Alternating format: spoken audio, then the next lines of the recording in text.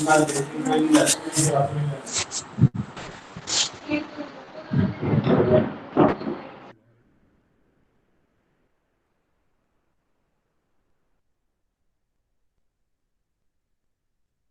very good morning to all participants here.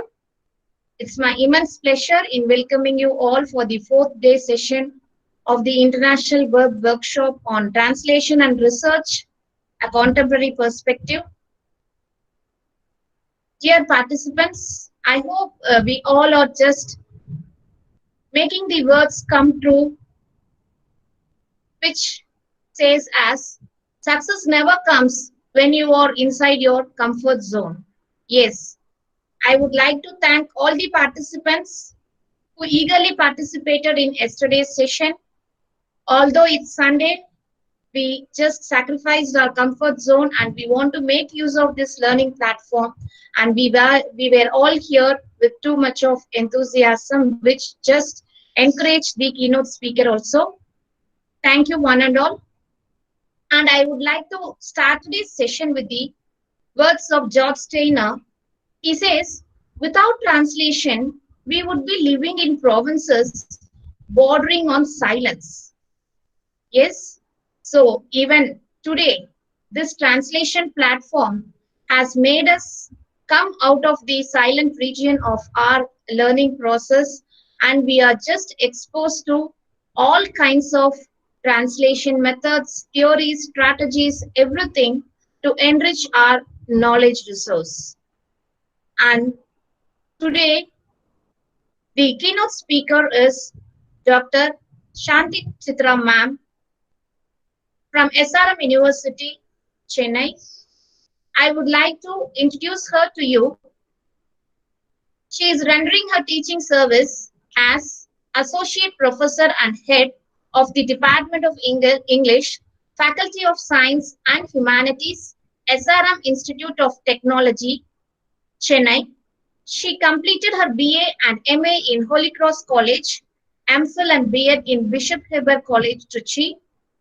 Participants, she has proved herself outstanding in her student life itself with the Best Outgoing Student Award in BA and MA from Holy Cross College, Trichy, and she was the gold medalist in MPhil.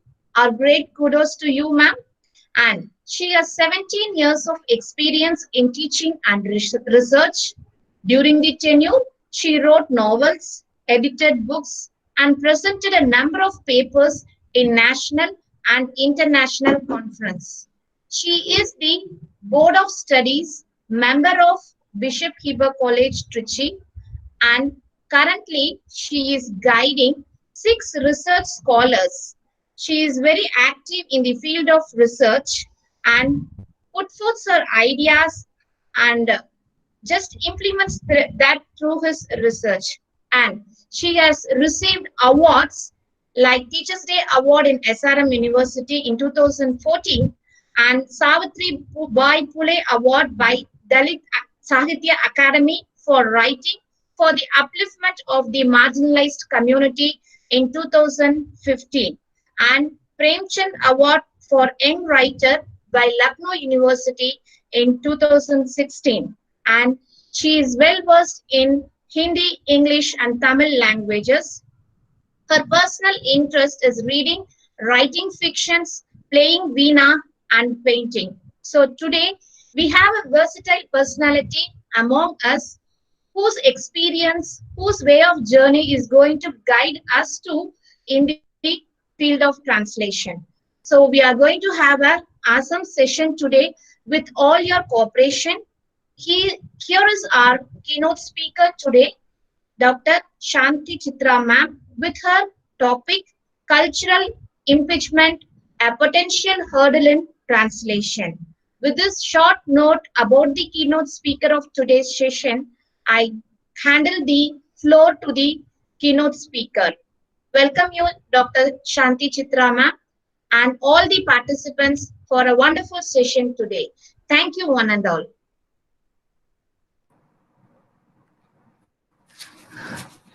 Good morning, everyone. That was a very elaborate introduction of mine. At the outset, my gratitude and appreciations to Management and the Department of English of Sri Vasavi College, Erode, for having organized such a thought-provoking workshop via online in the most effective manner. I would really want to specially appreciate Dr. Maithili ma'am and her entire team for all the efforts that they are taking. And I think I'll mute my video and then I'll start presenting.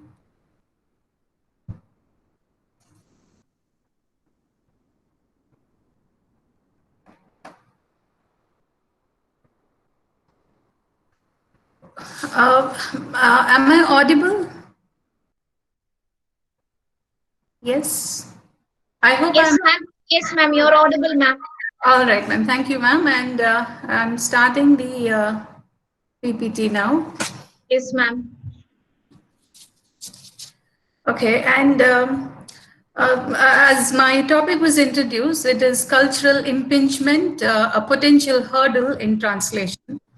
I would like to mention that when I was discussing this topic, translation and research, a contemporary perspective, with a friend of mine, I was reminded by him how much we were all blessed to grow up in a time when FLPH had come up with huge translation. I don't know how many are aware of it, but then this foreign languages publishing house by Moscow. It was run by the state publishers in Soviet Union. And there were so many big, small publishing units involved in that project. Ma'am, PPT is not visible, ma'am.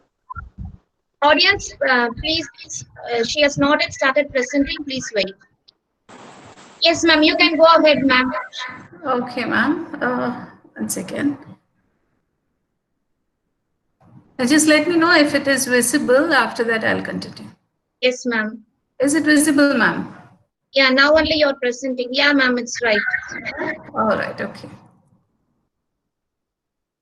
Okay, so this foreign language publishing house of Moscow, they came up with this project of publishing huge number of Russian literatures, the novels, propaganda, children's books, philosophy, everything. They started translating in English and other Indian languages. So this project started in 1950s and it went on till 1980s.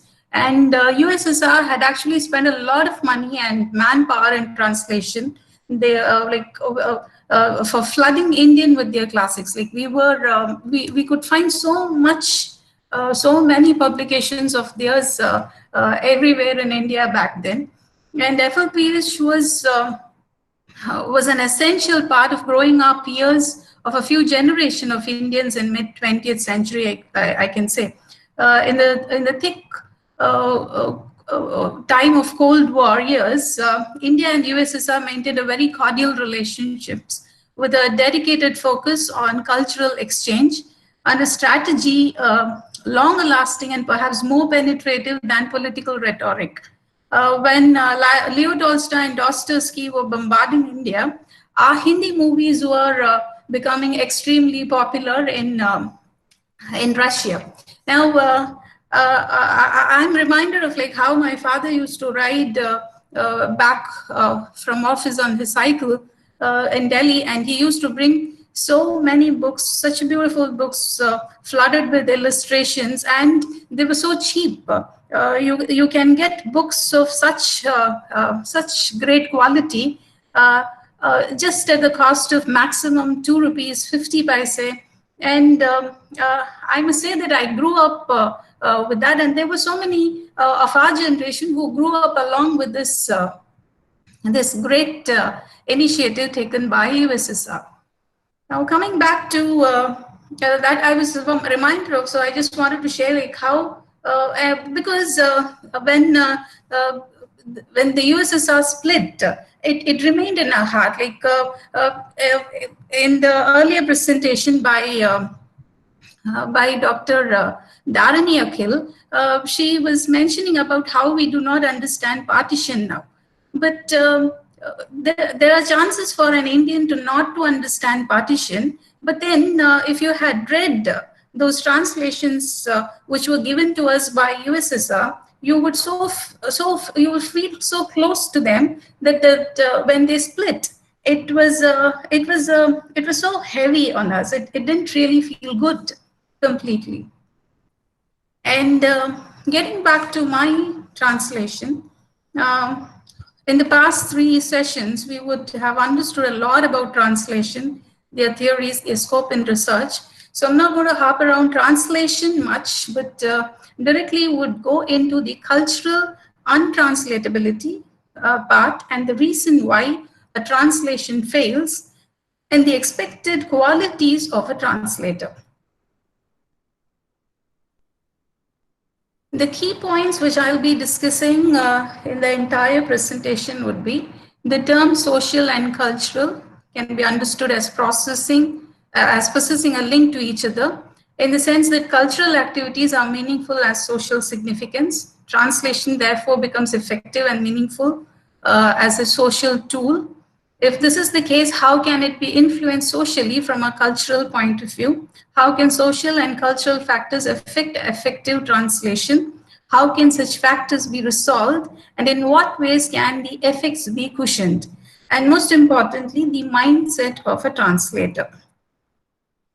Now, we all know this allegory of Plato's cave.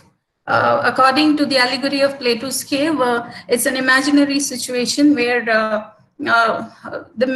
were people who were born and were living in that cave, and they cannot look what is happening behind them. They're chained in such a manner, so they can only look at the wall in the cave, which is in front of them, and there is a fire going on there, lit behind them, and of whatever was happening outside the cave in a form of a shadow was getting reflected on this cave wall.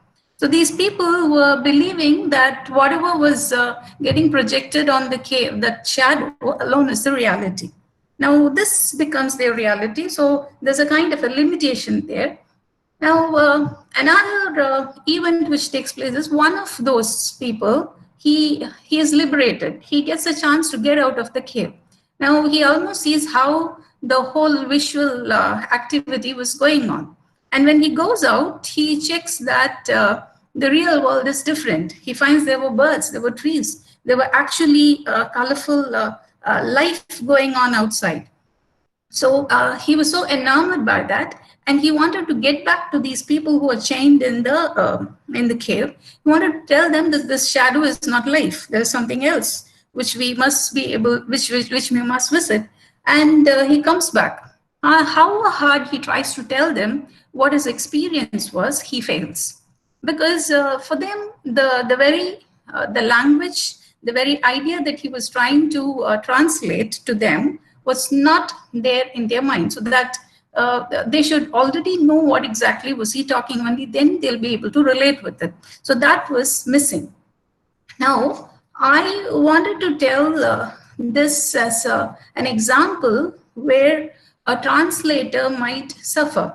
We might think that we have understood something entirely, and we might feel get carried away by that, and we might want to translate. But a question arises where we have to understand the reality behind our own understanding. Like, how much have we really understood? Are we ready to go for a translation? Can anybody go for a translation? Is mere understanding of language, if you know more than one language, is that alone is enough to go for a translation? So that is a very important question that a translator must know. And this is the encyclopedic definition for what a culture is. The collection of meanings, values, morals, modes of thinking, patterns of behavior, idioms of thought, of speech, ways of life, etc., that identify a particular nation, state, group, or social category. Now, that is the Longman Encyclopedia's definition for what a culture is. But it might seem so simple, but then the patterns of behavior, idioms of thought, the ways of life, Those are not that easy for anybody to understand by merely learning a language from a place. Like, for example, I go learn a language from an institution here in India. Say, for example, I learn Russian language, and then I think that I'm ready for translation. Then I'm ready. That's the point which I have to remember. A change in belief system may also bring about a change in culture. Now, that is, the more we get exposed to more number of cultures, our personal culture changes, our belief system changes. So the way we look at the world changes. Basically, what happens is we keep analyzing, interpreting something which is happening around us, and this is another very important, because when it comes to a translator is not someone who can write whatever comes to his mind, because he'll have to stick to the original text. And he should also remember that he brings about changes in the world, not through his ideas, but then through the person who originally has written. In a way, he acts like a catalyst. He should be there to bring this change, for this reaction to take place, but then no change should be there in him, neither should be there any change because of him.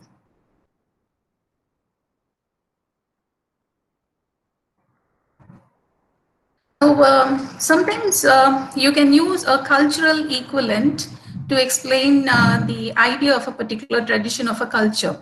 Like when you're not able to really understand what exactly is happening there, and or sometimes you'll understand it, but then you don't really know how exactly to pass it on to the other. So what you generally do is you use one cultural equivalent. That many a time it can be inaccurate, but then for the immediate result, to establish some kind of an understanding in the other, it is all right. But when it comes to a serious translation, it is better that we go for or strive for the exact meaning as much as possible. Like if I want to explain what is black to someone with words, then the more I use the words like that it is dark and that it is a color, it is dark, I'm only further taking them away from the meaning. Sometimes contrast may help, like black is that which is not white, opposite to white. Yet these equivalences again are only closer and never exact. So that's what Hermann Hesse says, that words do not express thoughts very well. They always become a little different immediately. Immediately they are expressed. A little distorted, a little foolish, and yet it also pleases me and seems right that what is of value and wisdom to one man seems nonsense to the other. Now, according to Derrida, the entire world is a text. We keep interpreting them, we keep reading them. So in that sense, when everything becomes text, I must have enough tool to interpret them. I must possess enough knowledge to understand what the other text is trying to convey to me. And we have another hurdle here, that is this Ronald Barthes' death of the author. According to death of the author, the moment a person starts reading a book, he should forget entirely about the author. He can interpret his own in his own way. He can read whatever pleases him. He can understand it from his perspective. But this is all right for a reader. But a translator is someone who is both a reader and someone who translates. Now, to what extent can this death of an author theory be applicable for a translator?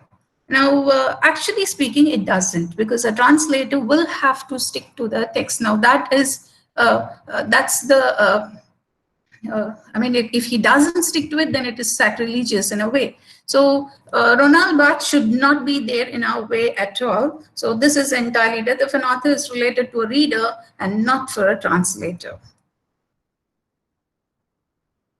Now, By exploring and experiencing different cultures through literature, we build a capacity to articulate the world around us in fresh and exciting ways. Now, the idea here is why translation? Why should we go for translation? The answer is this. Now, when you have access to different cultures through literature, I'm not talking about any scientific translations. We are sticking to literature or the arts, especially. So it gives us the capacity to articulate the world around us in fresh and exciting ways. So true. And that is one of the reasons why so much translation has taken place. Now, translation allows us to get an access to the best in the world. We do not translate everything that comes our way. We definitely feel that something is so beautiful about this work, and we get touched by that. Or when we find that this is the need of the society, this is something which should be read by all. So such a literature alone have got translated mostly. So we get the access to the best in the world through translation. Now, translation is a great democratizer, allowing anyone to study the best writers in the world. That was by David Shook. Now, the idea is when we convey any human rights issues, the experience of the marginalized, the elements of humanity, which is universal and which is so common, translation establishes a greater understanding between communities and culture. When you think like this is something which is happening only to you, through a translation, you get to know that this is not you alone who is suffering, like you have a partner somewhere in the other culture also. Now, this kind of a bonding which is established is possible only through translation. And we have to remember that this is the motto of translation as well. But this being the motto of translation, there were also many hurdles created for several reasons, and most importantly of all, the hurdles have been the inability to understand the culture, the history, the past of a society. Now, when you look at a book and you have not read anything else about the culture which that book comes from, then it is definitely is a difficulty. So, as I told you earlier, getting enamored by a text by merely reading it once and not knowing anything about the culture from which that book has come from is not worthy a translation it would be. Now, this, I don't know how many of you have watched this movie. If you have not watched it, please do watch it. It's a very beautiful movie. When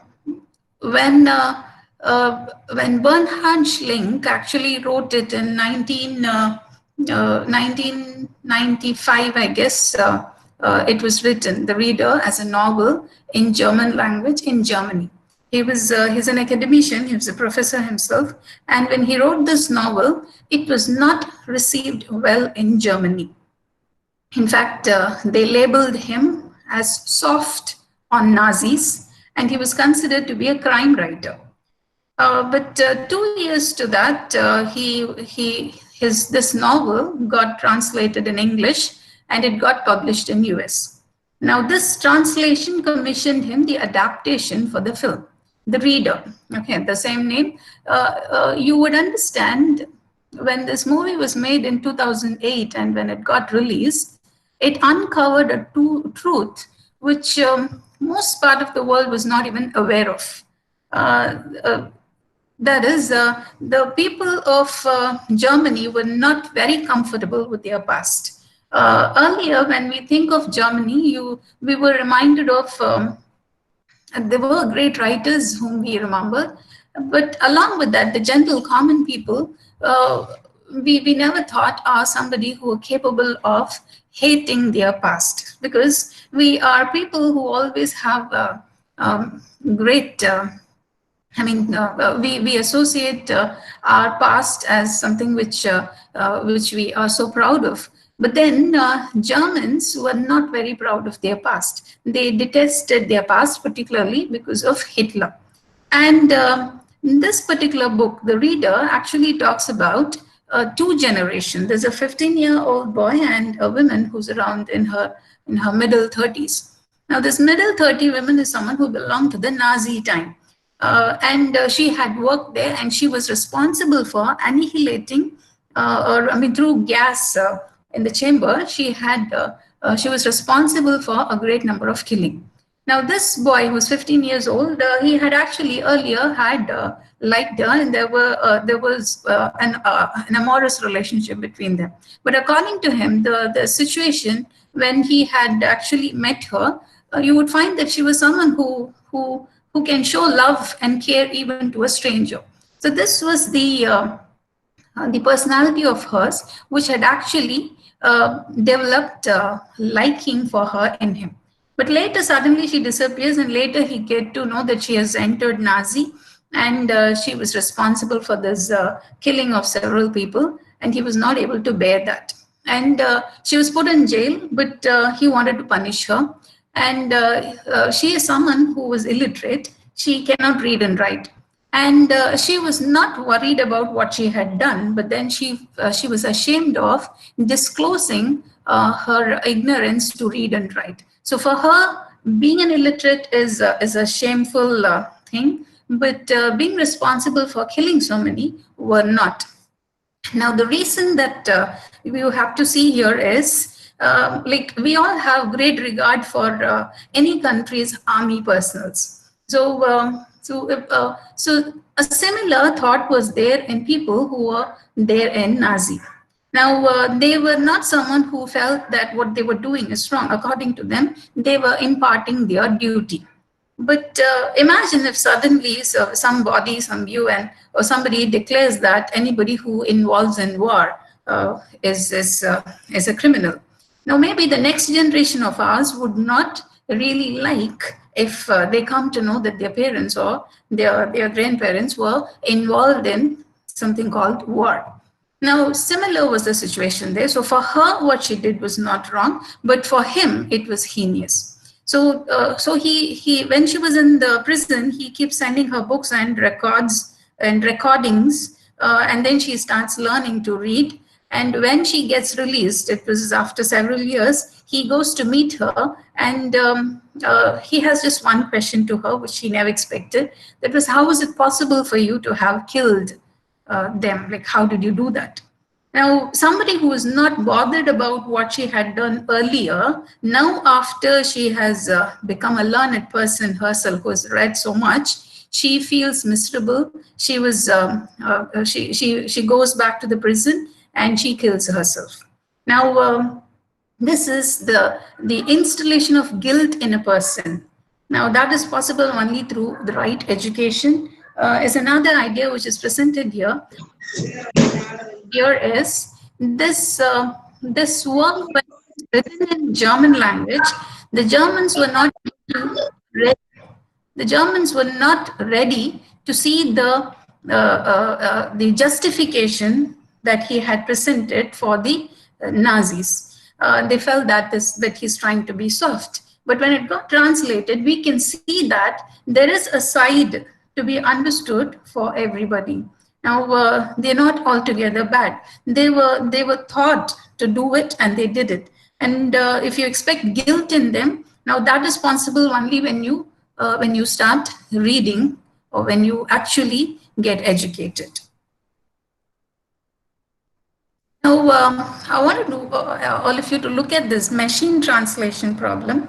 Now, we have Roja Muthiah Research Library, and this was their page in which when he wrote it and he tried to translate it in Tamil, there were few problems. But I must say that machine translation in comparison to the past few years is much better now. Earlier, when you type something and you try to translate, you would hardly get anything which is related. But now it has improved a lot, and the reason why machine translation improves is the more number of contents that we upload, or the more number of typing. Like if you want the machine to understand your language, then you'll have to type and post your content in that particular language. So that has happened in the past few years a lot. And so you find translation is improving.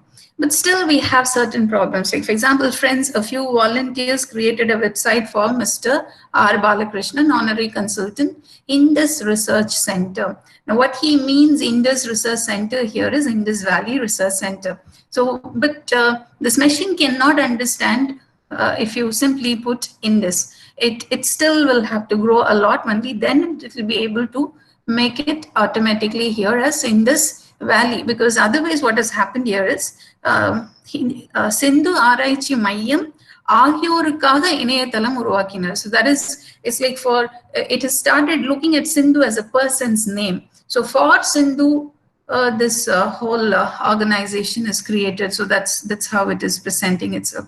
So similarly, you will come across some more problem here. To avoid it, all that we have to do is more typing and more uploading in the given language. And now this is Google Translation. The earlier one was a Facebook translation. Google Translation has one problem even now, that is when it doesn't understand a word, it will not imagine another, but it will just type it in the same language. Like, if it says Anaitu, if it doesn't have an equivalent to that, it will type it as Anaitu. So these are all problems occurring there, but then comparatively, it's improving a lot. But if you really want Google Translation or any machine translation to function at its best, then we need to type in that particular language more. We have to type more in Tamil. We have to type more in our regional language. So that way, the machine will be able to understand the language better. Now, the next thing which I wanted to talk about is what happens when we are not able to overcome the cultural barriers that we have in us.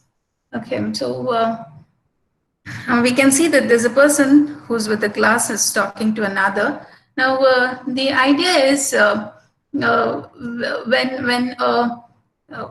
any communication takes place, it involves lots of translation, in the sense when we talk whatever is there in our head. For instance, especially in a diverse atmosphere of where more number of cultural exchanges takes place, the translation also takes place. But how effective will that be? As a reader of a new culture and as an interpreter or a translator of that culture, generally if one approaches with the cultural glasses on, he would never be able to understand the reality that has shaped the other's culture, because you're looking at it only from your perspective, because your cultural glasses are on. I would like to give an example of a situation where the Norwegians, the people from Norway, are not very socializing type of people. They don't mingle with people that easily. It's not easy to communicate with them. For in Norway, socialization itself takes place in a much organized and a framed manner. So you cannot just like that go and talk to him when he's standing in a bus stand. Like, you can't even say a hi, good morning, nothing.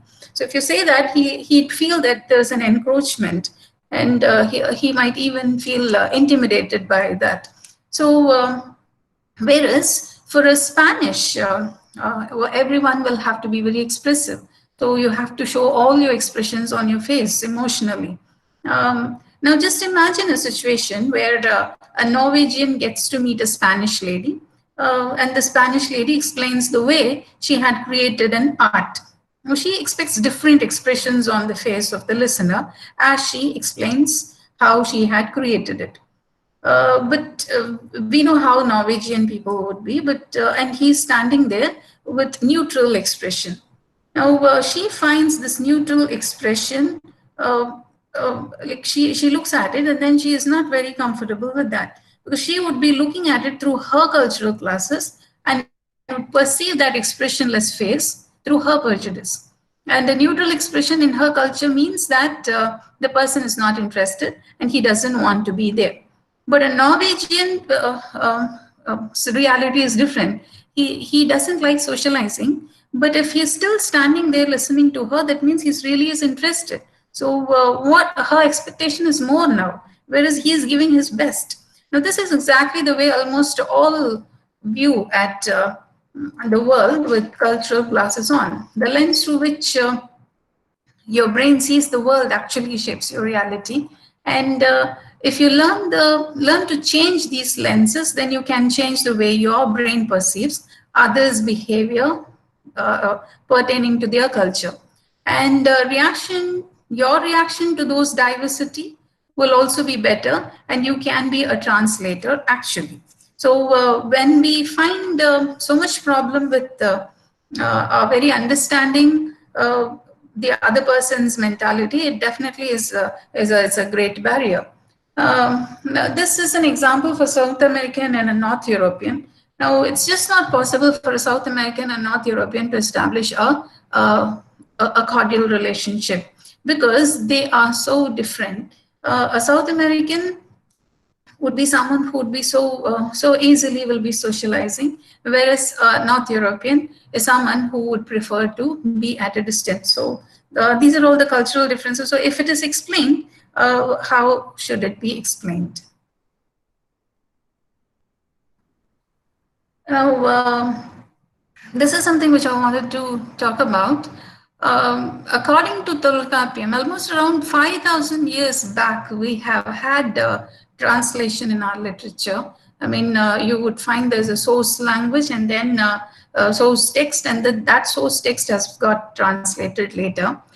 And we find the Assyrian Empire in Mesopotamia, they have had this tradition of translating.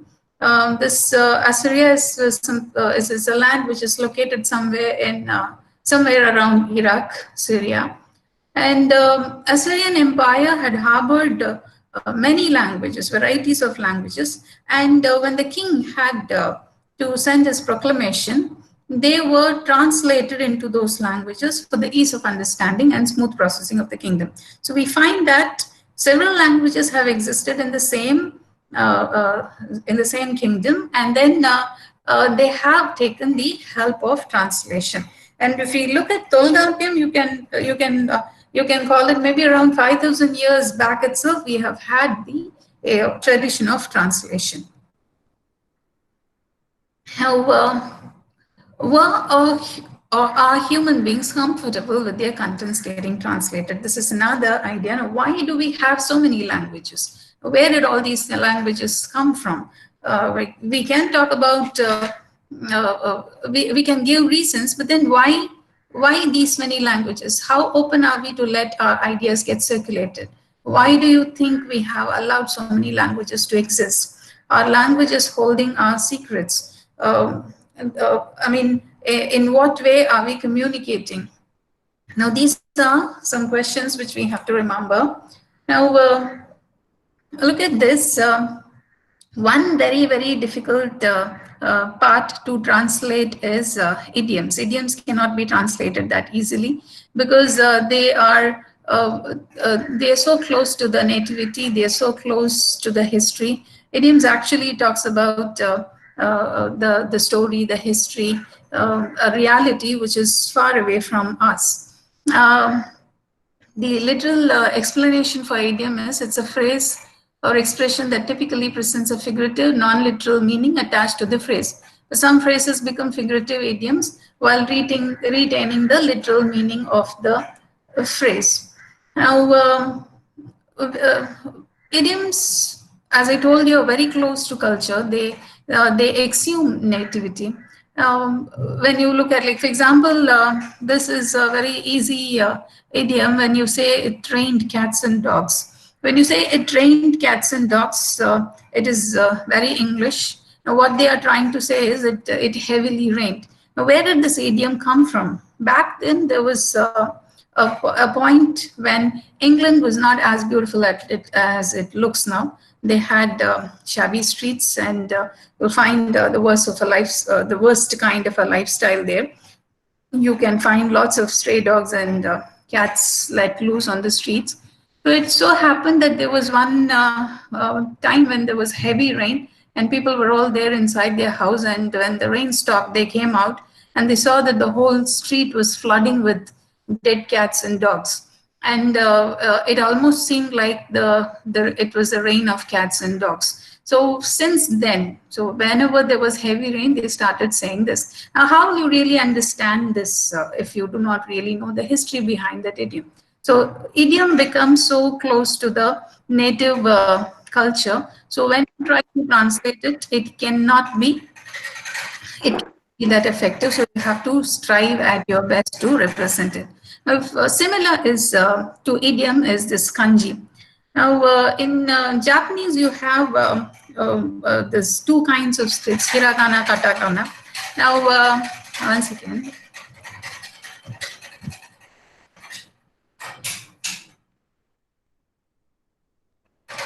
I'm sorry, that was a disturbance of the fan.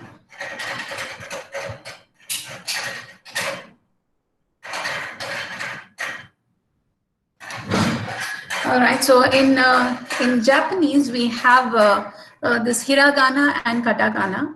And katakana, hiragana are normal scripts. And when it comes to kanji, kanji is a little different.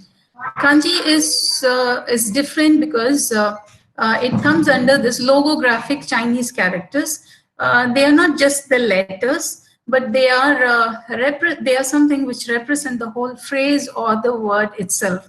So a few strokes and dots and lines actually talks about the whole concept. So it's very much like idioms. But in idioms, you have a phrase, a sentence, lots of words, and then there is a story embedded in it. But kanji is just a script, but it has got so many deep ideas. It has got so many, it is a word itself, it is a phrase itself. So if you understand what kanji is, then you will be able to understand what an idiom is. And similarly, if you understand what an idiom is, kanji will become easier. Now, if you look at this picture, if you're used to seeing artists and their works, you'll be able to understand what exactly all these denote.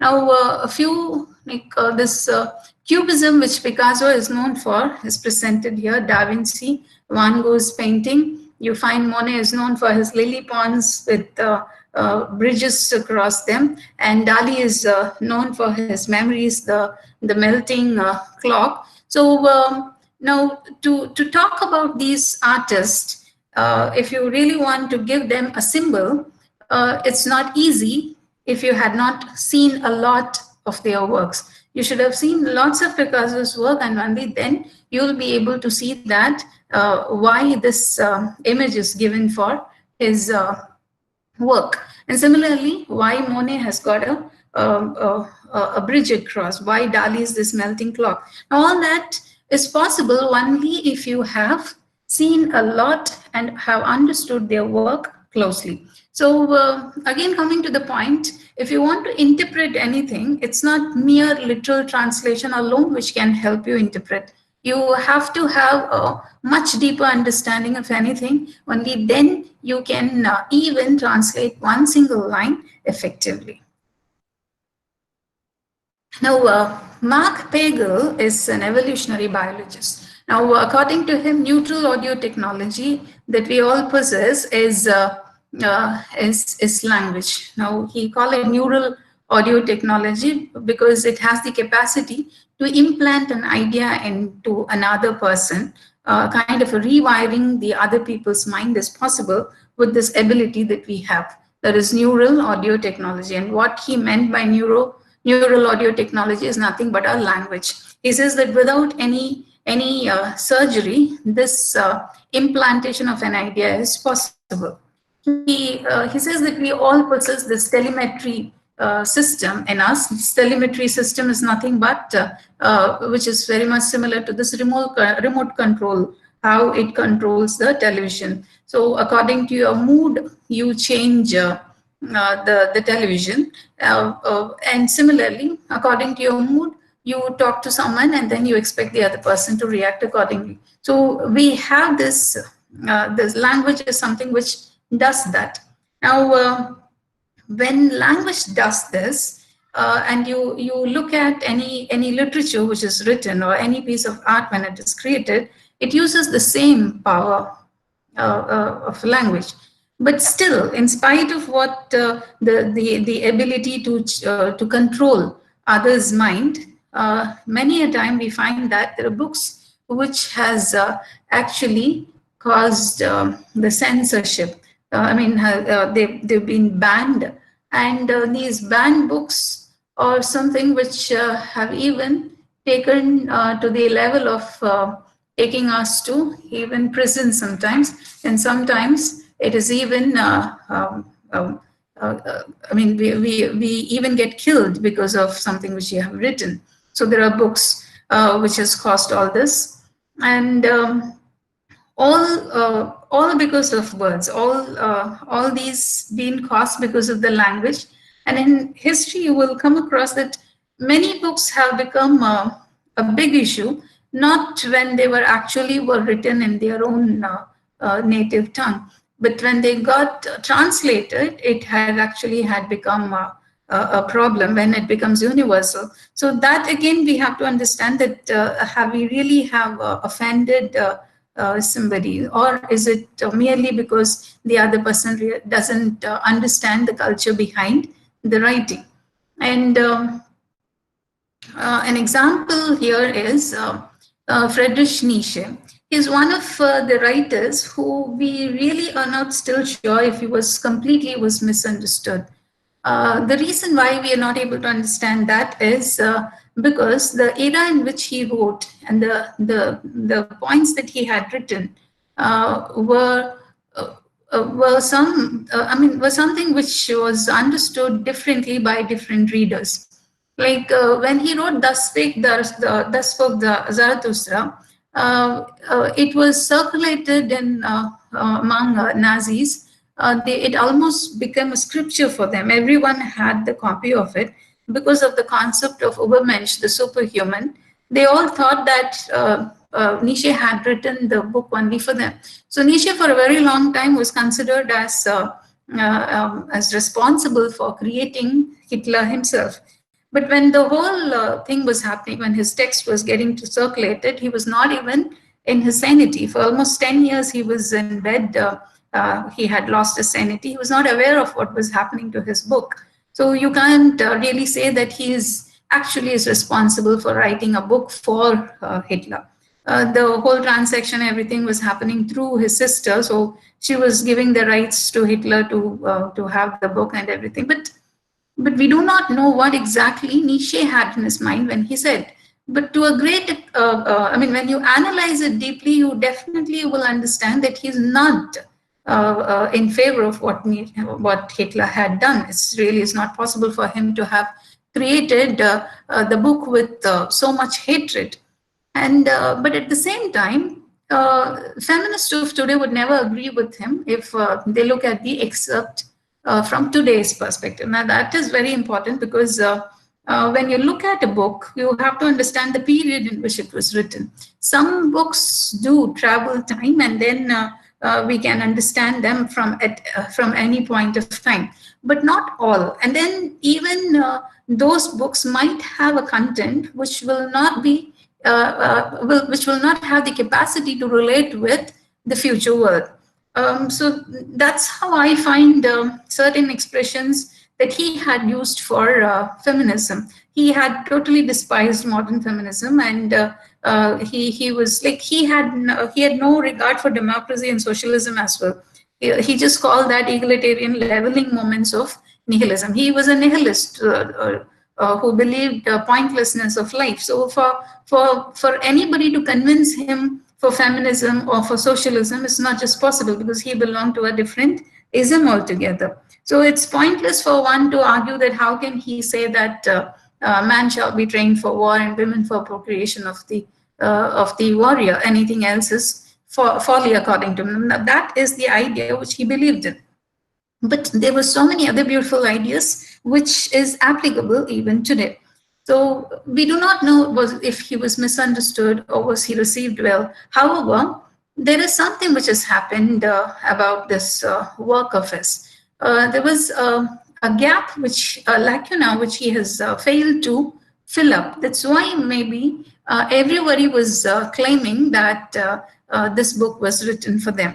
Now, this was very beautifully was presented by Patrick Hamilton in Rope. So earlier we find that Nietzsche has failed to translate. So he was not able to justify through his work that he did not believe in the fascism, but then he believed in humanism. That he was not able to present entirely in his words. So that is a failure for a writer in a way. Now, this is presented here. Now, this failure is something which happens even to us as teachers. Sometimes we say something in a classroom, and that is completely is misinterpreted. We forget that somebody is listening to us and then is following everything. Is taking down everything in their mind. Now, that is what is happening here in Rope.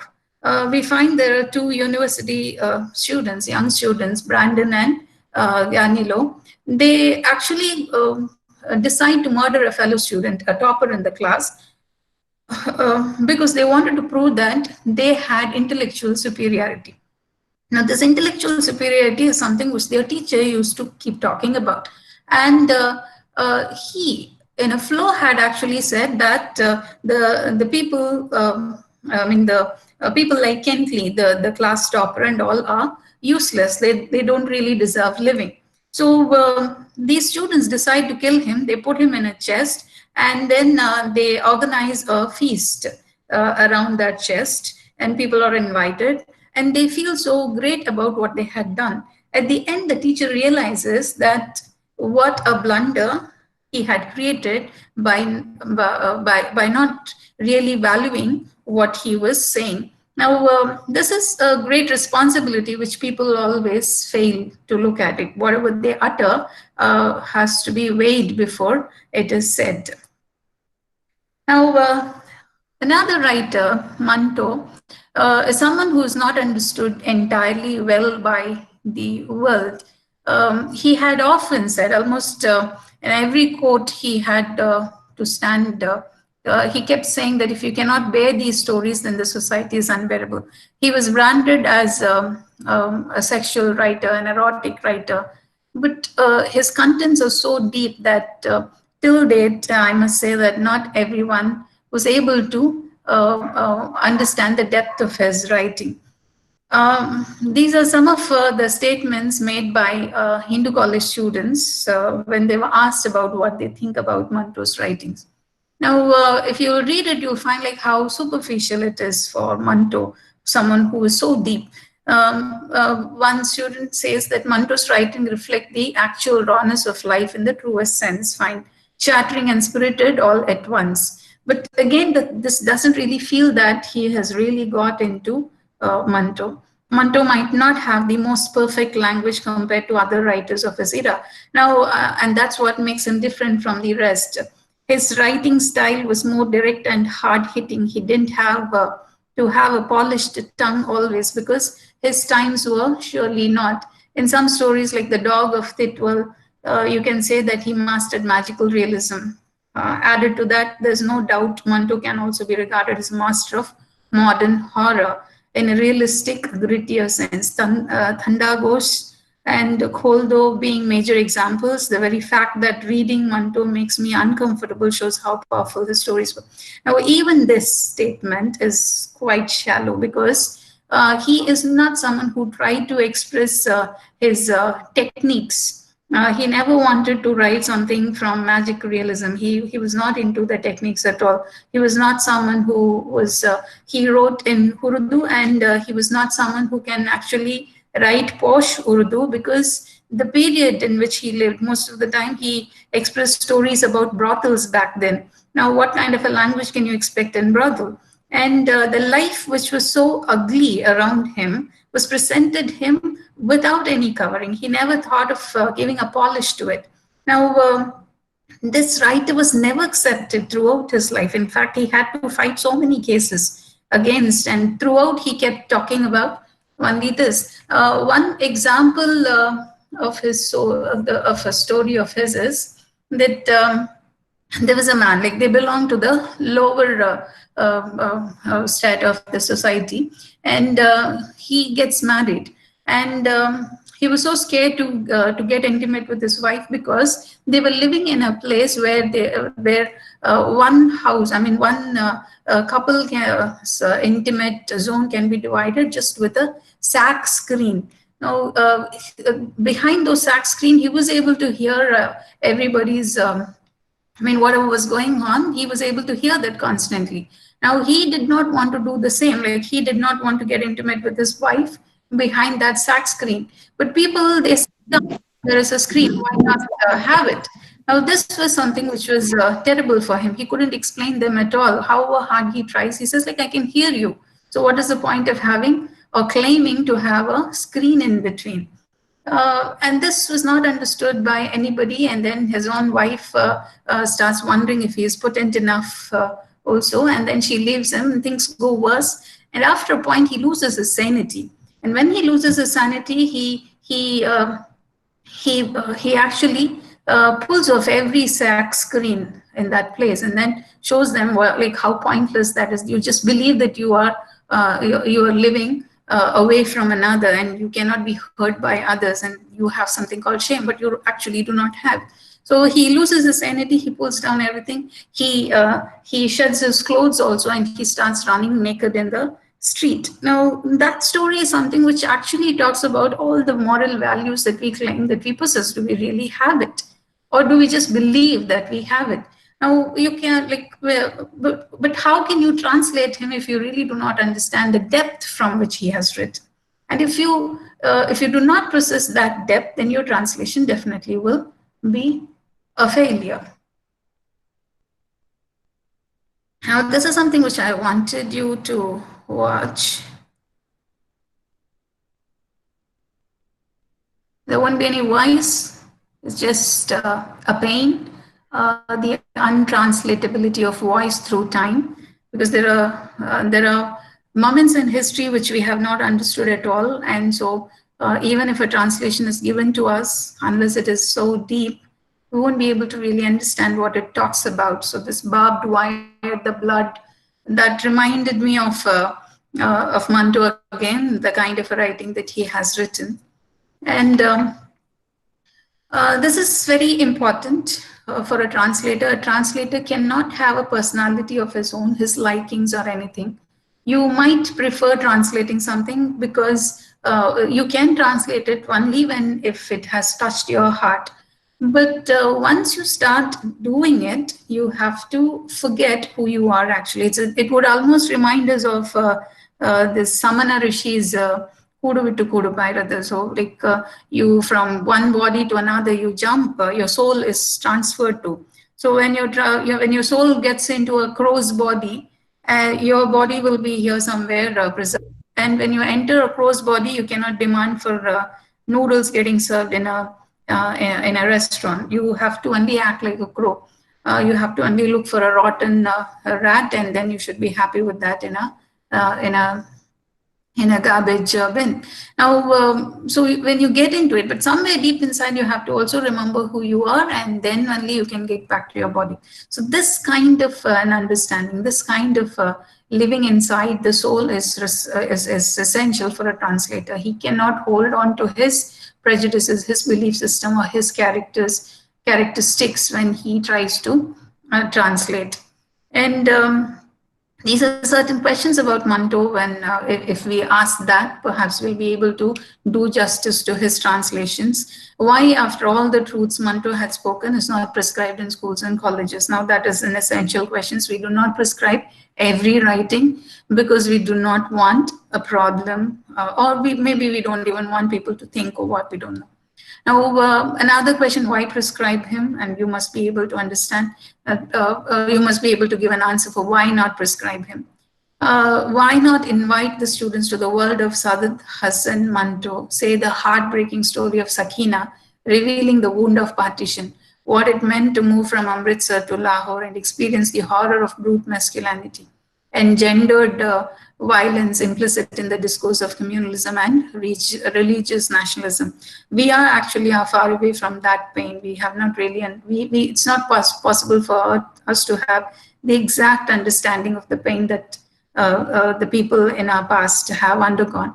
But when a writer presents it and when we read it, we at least are able to understand a little bit about the past, and then we would cherish what we have in our hands today.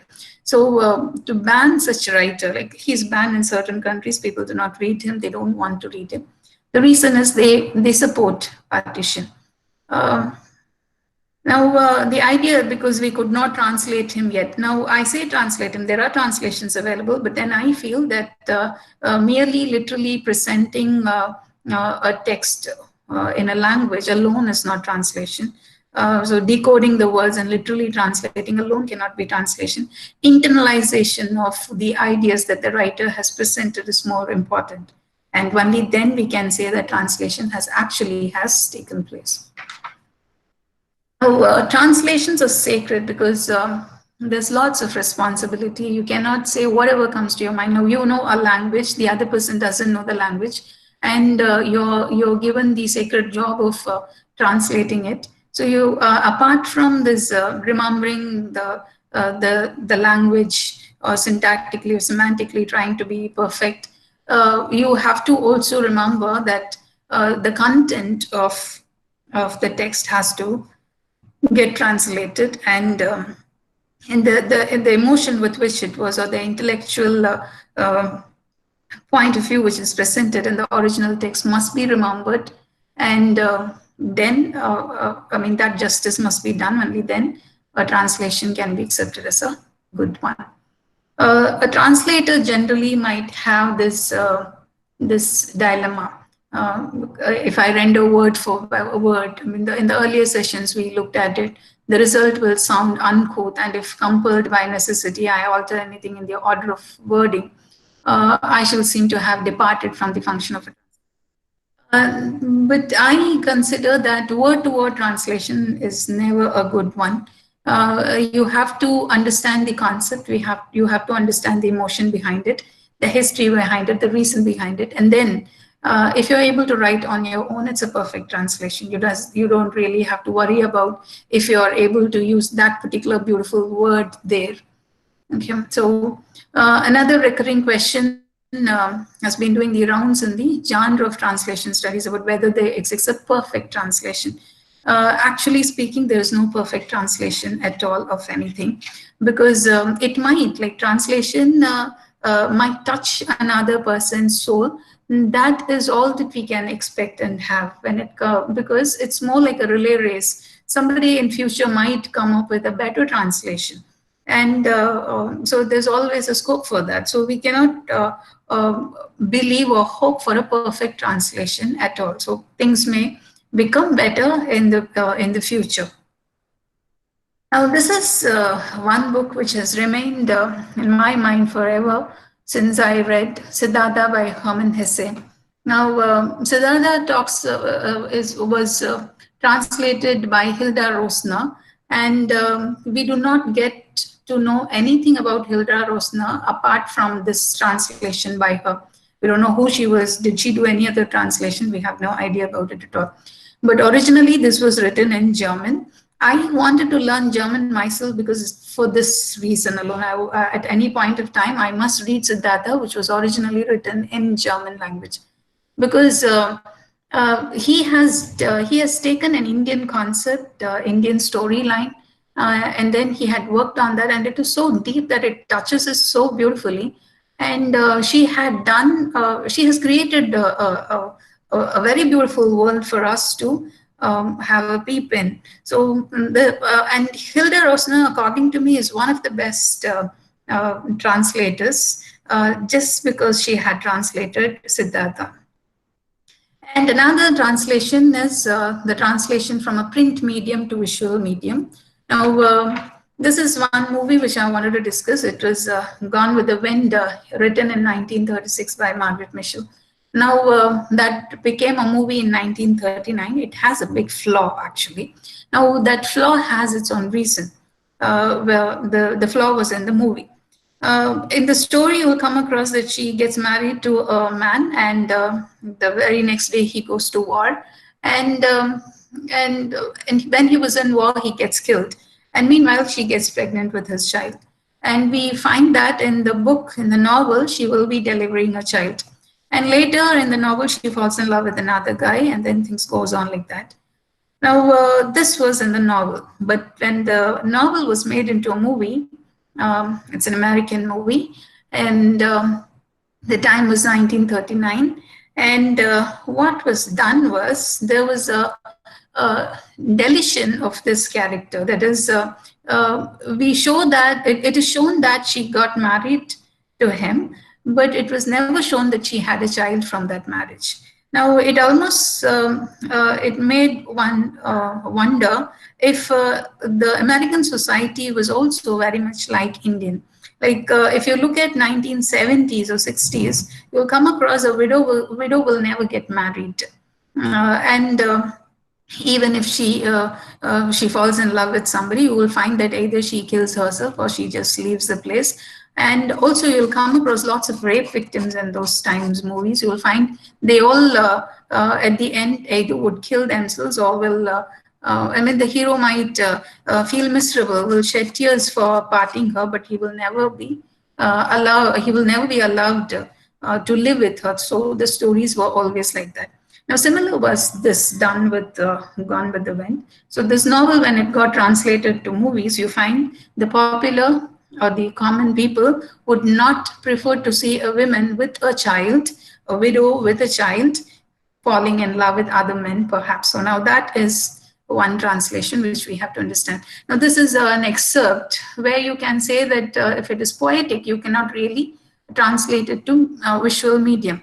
Like, for just a moment, I had reached the point of ecstasy that I always wanted to reach, which was the complete step across. Now, if you read the whole thing, you'll find that you cannot transfer this to visual medium. Maximum, you can allow somebody to walk on the street and make him wonder or think, or maybe you can give a voiceover, but that also to what extent? So, but when it comes to this omitting a character itself, that definitely raises the question of like, why did they do it? And this is one translation of Tirukural. Anangukol ai mayil kollo kanangurai madarkol malum en nenju. Now, these are translations of that. Like, are you a goddess, a peafowl rare? You can find three kinds of translations here. She whose ears rich jewels wear, is she a maid of humankind or bewildered is my mind? Now this man is so bewildered, he was so confused. He was wondering who she was. Was she a goddess or was she a peafowl? Now, what is the exact translation? Another one is she a celestial goddess or a fair peacock or a woman wearing a heavy earring? She is disturbing my heart. We have to understand in the Kural you find a comparison with peacock. Now, we know that in animal kingdom, among birds also, you'll find that it is always the male which would look very attractive, and the female will not be. So this comparison here is with a peacock. It must be with peacock because we know how a peahen looks like. So you cannot compare a girl with a peahen. So that kind of, but in Tamil you will say, when you say that you look like a male, what they mean is the beautiful male, not the female peahen. Oh, this is another movie which I would want to mention about, Mullum Malarum. It was Uma Chandran's novel. Now, when director Mahendran actually took up this novel, he never read it fully. So halfway through, he decided that he's going to write a screenplay.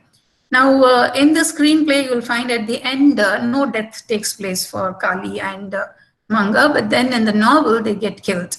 Now this is very important because Mullum Malarum altogether, a movie is a different literature, we can say, and I mean, two versions of a very beautiful story we got because of this distortion a little. I don't even want to use the word distortion because it was you wanted people to hold on to something which is very beautiful, and if you had given a different end, perhaps it won't.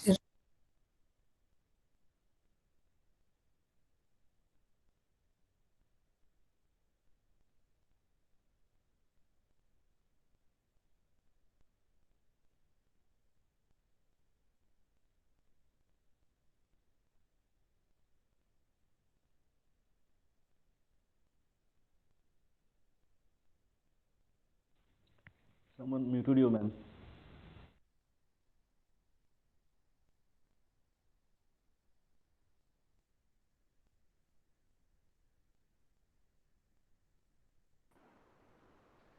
Ma'am, excuse me, ma'am.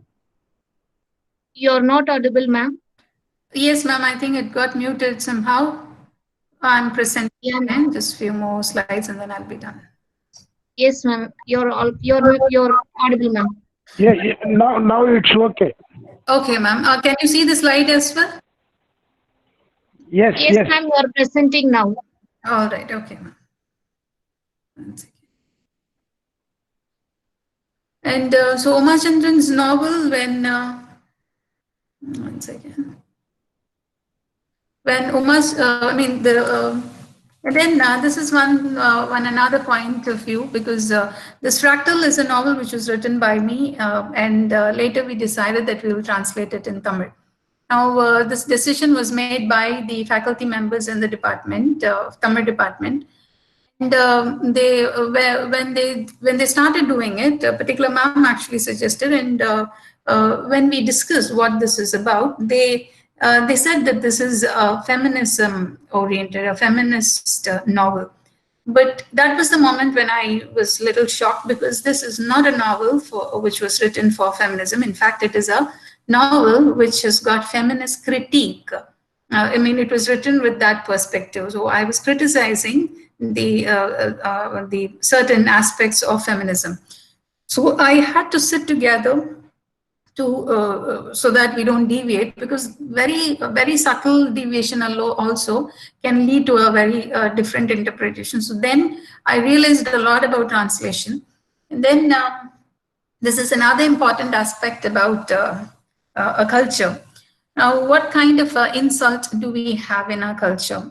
That also determines a lot about the culture itself.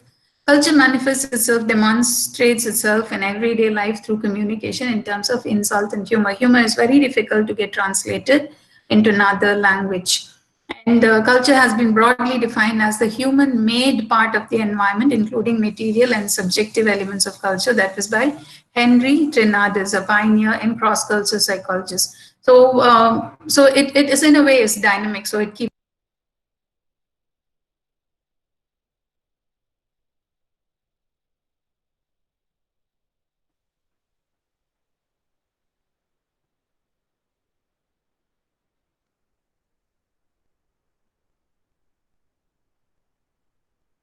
muted again. Yes, ma'am. Now you're audible, ma'am. All right, one second. Ma'am, just a minute, ma'am. Participants, kindly don't mute the presenter's audio. Yes, ma'am. You can continue, ma'am. All right, ma'am. So he calls it a perceptible concrete part of environment, is what we can see: the classroom, the buildings, the houses, the highways, all the material aspects of a culture. And he has also included that the subjective aspect of culture is how we perceive our social environment and how we function in our families. So the marital laws, the educational framework, everything becomes our culture. Now, there are multiple ways to look at a culture, and one of the best is through looking at the cultural values. Based on our cultural values only, our insults will be there. Now, before getting into the insult part, I want you people to look at this video. It is a poem by is a transgender.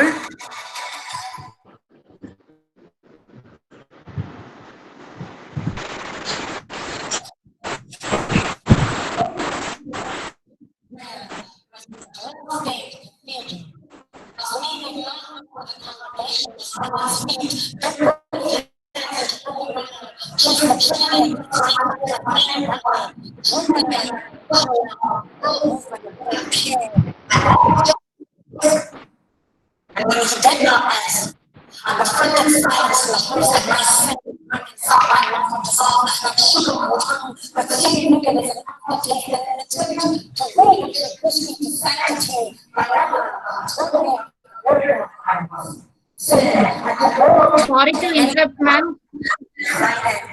Yes, ma'am. audio is not clear, ma'am. We can't get it clearly, ma'am. All right, ma'am. Participants, kindly mute your video, then only we will receive it without any interruption.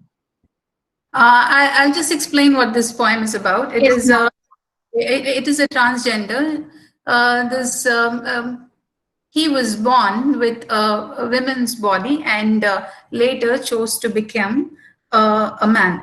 Now, how many of us can really understand this? We are used to transgender women a lot, but earlier even that was a big question for anybody to understand their emotion. And we don't, Nambigal, we never talk about, we don't even understand what they undergo. So the best in any, I mean, any culture is considered, in nature itself, is always women are considered to be the best. So when a body strives to become a woman, it is understandable for us. So generally, that's how we are accepting transgenders. But then here we come across Nambigal, who do not want the female body, who detest the female body, who want to become a man.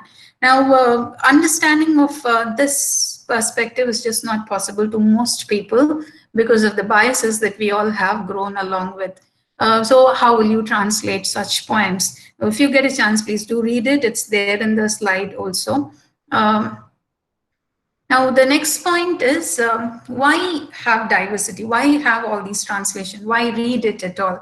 Now, studies show that 15% better performance is possible in a board which has all the genders in its board. And similarly, 35% of better performance is possible in a board which is not having just one culture, with people with belonging to one culture, but people from different cultures. So this can be one reason for which we can actually look for translation. Now, this is another book, Gunahon Ka Devta, The God of Sins, written in 1949, a very hard book for any translator because the idea which is presented in the book is asexuality. A girl who's asexual was in love with a guy. Now, how will the world accept that? So how are you going to perceive it? It is considered as one of the most painful love story ever written in India.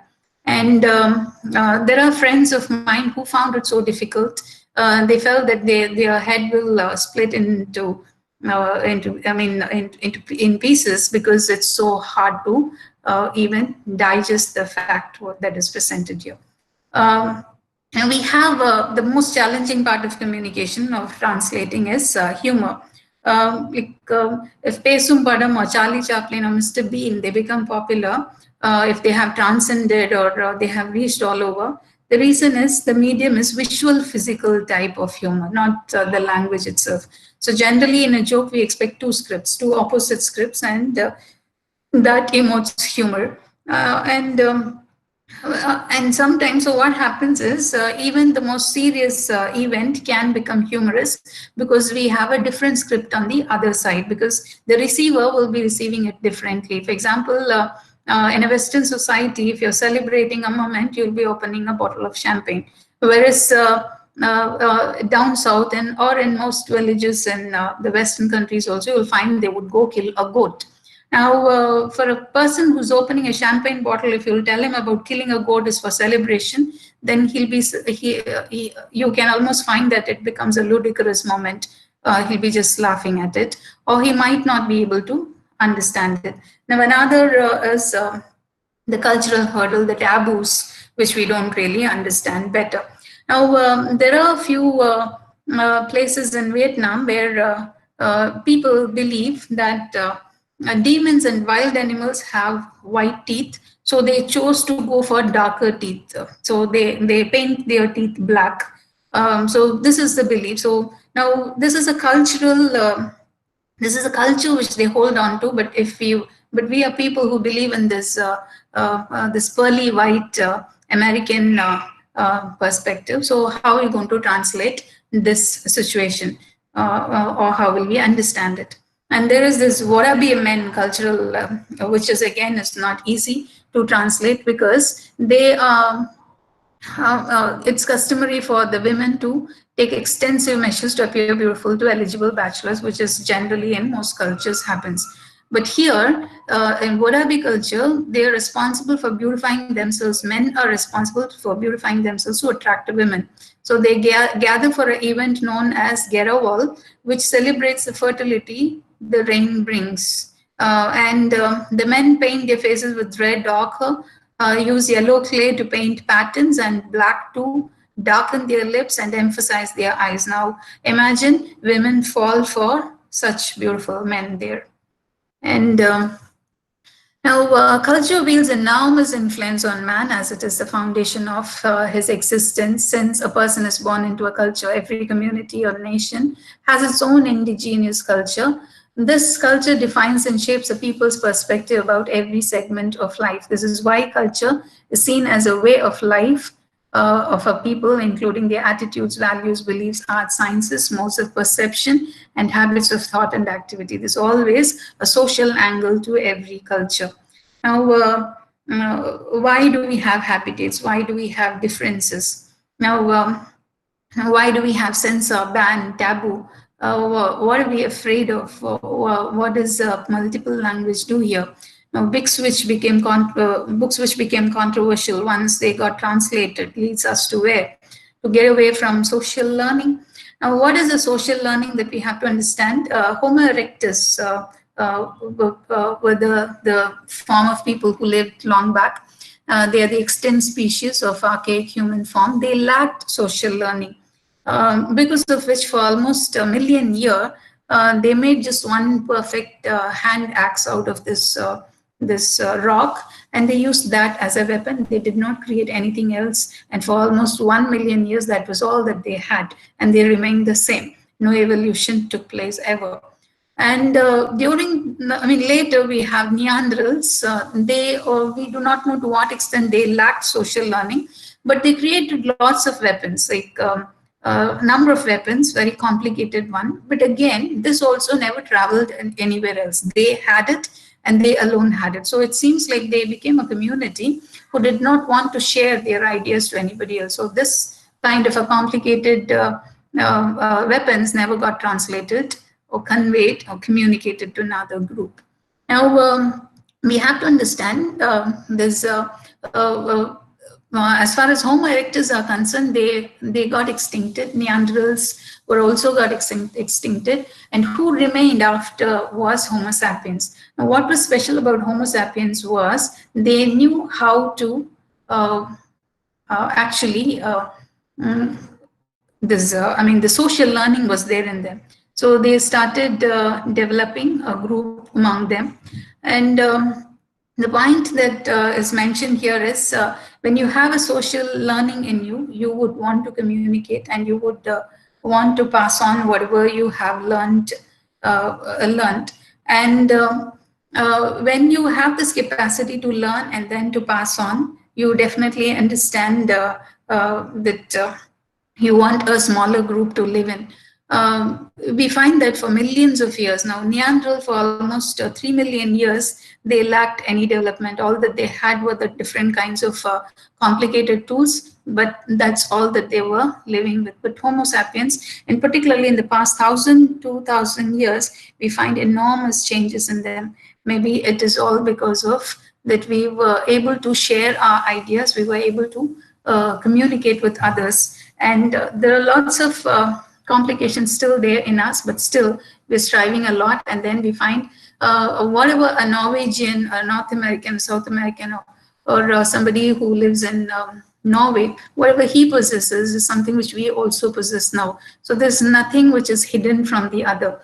There are certain lacunas when it comes to understand culturally, but which is also we are working on. So this translation is something which leads us to a new world, and a translator is a threshold to a new world.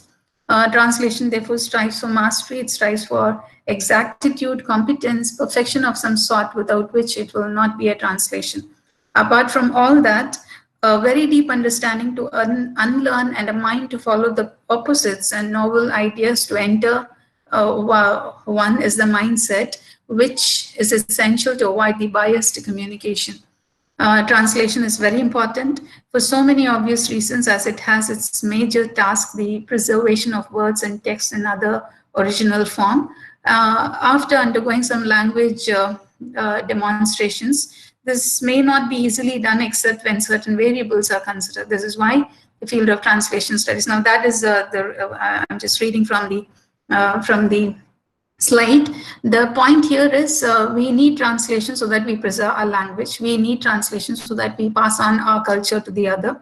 We need translation so that we accept others' culture as well. And for all this, we need to have a mind which is not biased. Books are bridges to human souls in the sense Maxim Gorky had stated, it is to books that I owe everything that is good in me. Even in my youth, I realized that art is more generous than people are. I'm unable to speak of books otherwise than with the deepest emotion and joyous enthusiasm. I'm beyond cure. So books do cure us, but then if we hold on to something which is already is around us, if we read something which is known to us already, then we're not really doing enough. We need to look for books which can actually open up new vistas to us, new understanding, new ideas to us. In fact, people who are used to reading different cultures will have a much open mind in comparison. So that's the idea for which we have to overcome the cultural barriers which we suffer. The stagnation in us is because of the biases and prejudices that we suffer out of our prejudice. At the end, this is by David Shoup. He's a contemporary translation fellow. The art matters because they teach us how to be more fully human. I think that's incredibly important, especially in today's world, as we seek to engage and connect with people who on the surface superficially seem unlike us. So superficially they might seem different, but then basically we're all the same, and this is the connection that we have to establish and which is possible only through translation. Thank you so much. Hello.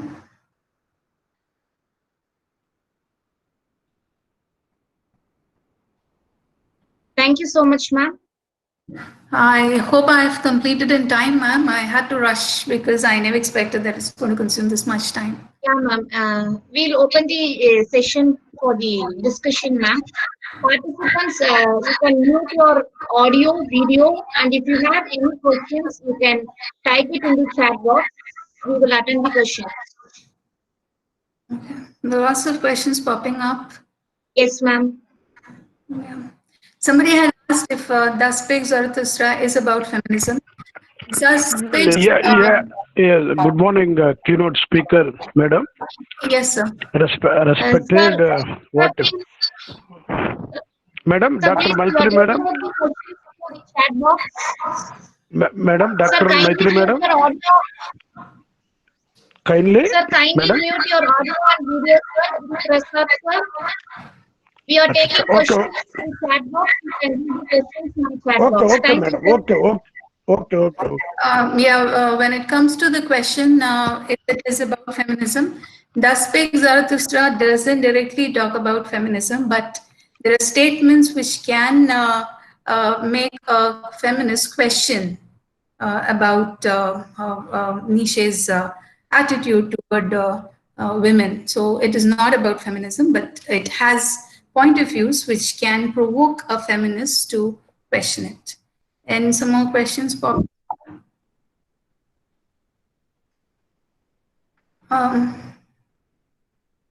Yes, ma'am. Someone has asked how to effectively translate cultural expressions from a culturally language. Pardon me, ma'am. Can you? Yes. Yes, ma'am. I'll just repeat, ma'am. Yeah. Ma'am, is it ethical for a translator to make deviations for suiting the culture of the target audience? No, it's not entirely as good. That's why I gave the example of Gone with the Wind. Gone with the Wind, when it was made into a movie, you find a very character is missing there. That was to suit the the audience. When it comes to popular visual media, people will not be happy with that culture back then. So it was created. So it's not entirely is right. And similarly, but then if the writer is all right with it, if you discuss with the writer the text, and if the person is okay with that, in that case, perhaps it's okay. Ma'am, another question from Shubhapriya. Madam, can you suggest books related to cultural translation? Cultural translation, I'm not very sure if there are, I mean, I do not have any particular book in my mind exclusively given for that. Cultural translation is something which we have to practice on our own. The more you are exposed to more culture, then you can understand the culture, and that can be translated in the work. My personal suggestion is like it's always better that we observe and then we learn on our own than looking for a ready-made idea which is already is presented by somebody through. Yes. Yeah, thank you, ma'am. And how to communicate biblical culture in today's world effectively? May I know what exactly they mean by biblical culture? I hope something reflected in Bible, ma'am.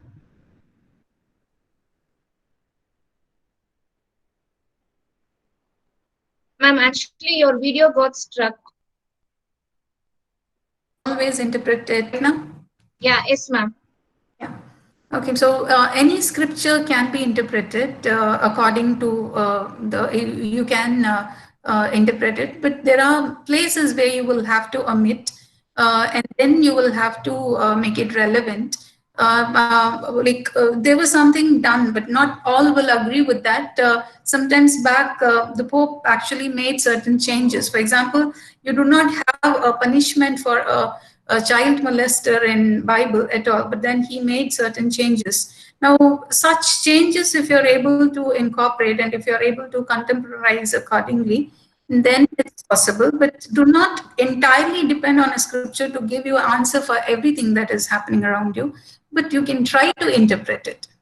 You can make it possible. Yes, ma'am. Thank you, ma'am. Is there any, just a minute, ma'am. Can you just throw some light on your own book, ma'am? Pardon me, ma'am? Can you throw some light on your own book? My own book, I have written 3 novels. I'm working on the 4th one.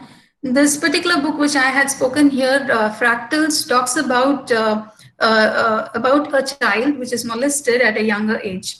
Now, what I have concentrated upon is when a child survives that and when it grows up, either a boy or a girl, a personality change takes place after that. So the person's personality, either like we talk a lot about rapists today. We talk a lot about the punishments that we want for them, but there's something behind it which is to be understood. If you look at the history or of their life, you would find that there were moments where you would come across that they were also things. So what kind of a choice that they make later in their life entirely depends upon that molestation. So this was either one will become asexual or either one becomes so sexually addicted or whatever. Now all that depends on the kind of a brought-up a child was given or was exposed to when it was a child. So that was the content of my book. Yes, ma'am. Ma'am, can we close the discussion session?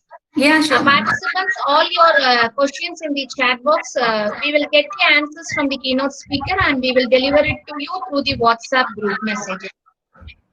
Thank you, ma'am. I'll just move on to the session. It's time to thank our keynote speaker today. So I feel it is a very effective session, ma'am. Dear ma'am, thank you for taking us a journey starting from the caveman to the current scenario of translation. Thank you so much. The way you try to make us understand about the psychological outlook of languages and communication has made us understand the underlying currents that get activated when the translation is done. And also, you made us read between the lines of translation process, I would like to say.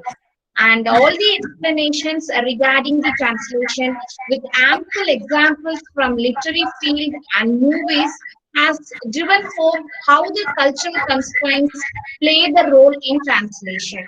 And the cultural taboos that you have discussed how it gives different perspectives according to the culture, and how the translator as well as the researcher of the target text should be aware of the cultural aspects. It's a really a mind-blowing session, ma'am, with practical things to take home. Sure, it will give us the correct perspective regarding cultural interference while we are approaching a translated text. Thank you so much, ma'am, for your effective session. Thank you so much, ma'am. Thank you. Yes, ma'am. So, dear participants, we have come to the end of today's session. I would like to say, writers make a national literature while translators make universal literature. So, let's all of us be happy on being together here on the try to get exposed to universal literature, or I could say we are in the making of universal literature too. So, let us translate the world literature into any target language that we are very efficient with. So translating from one language to another is the most delicate of intellectual exercise, I would say, because compared to translation, all other puzzles from bridge to crosswords seem trivial.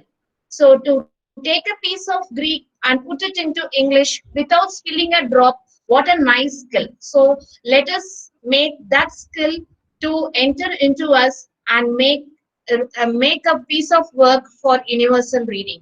Thank you all for the effective participation. Thank you.